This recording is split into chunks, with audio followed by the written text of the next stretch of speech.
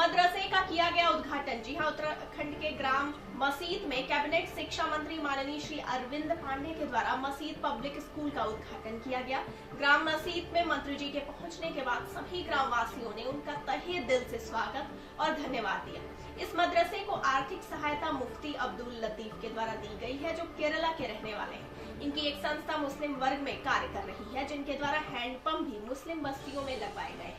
Fast news India से हमारे संवाददाता शाहनूर अली से बात करते अमीर अहमद। इंडिया की टीम ग्राम मस्जिद में पहुंची है।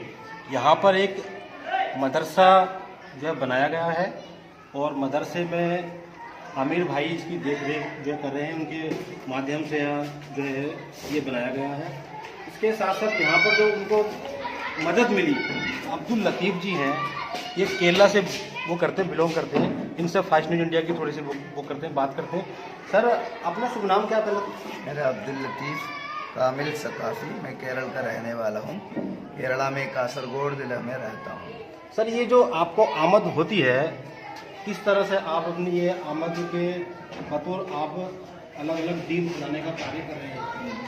Relief charitable foundation of India नाम में एक तंजीम है केरला में, और उसका हेड ऑफिस कालीकट में है। तो वहाँ से वो लोग इन गरीब लाचारों के लिए कुछ सेवाएं करते हैं, जो हम दस्तयाब यहाँ कर लेते हैं। सर, आपने अभी तक कितनी जगहों में अपने स्तर से मदद की है?